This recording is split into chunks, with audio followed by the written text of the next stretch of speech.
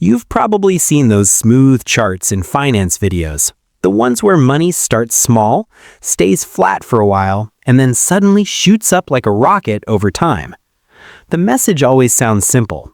Begin early, stay consistent, and let time do the heavy lifting.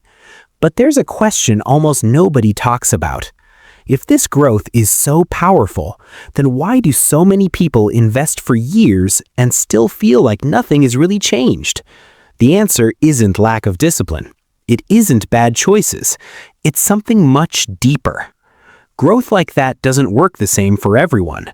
There's a hidden starting point most people never reach. Think about it. In real life, returns are small, not dramatic, not explosive. If you put in a small amount of money, the gains are tiny, so small that you barely notice them. And that's where most people get stuck. At low levels, your progress feels slow, almost invisible. It doesn't feel like growth, it feels like waiting. Now, imagine two people. One has a few thousand saved, the other has a much larger amount. Even if both get the same percentage return, the difference in actual money gained is huge. That's when things start to change. At a certain point, your money begins to create noticeable results, not because the system changed, but because the base became big enough. Before that point, you are doing most of the work. After that point, your money starts helping you. And here's the uncomfortable truth. Many people never cross that line. Not because they don't try, but because reaching that level requires more than just saving small amounts consistently.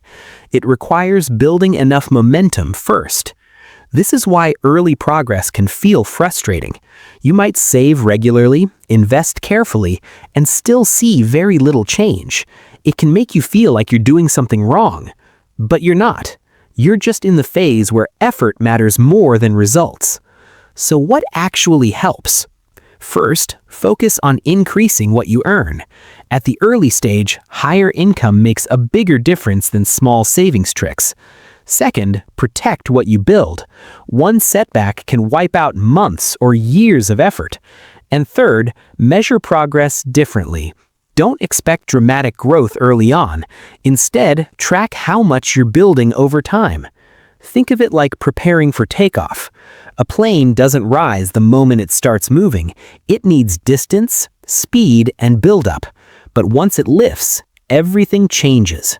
The early phase is quiet, slow, and often discouraging, because once you cross that invisible line, and that's when the real growth begins.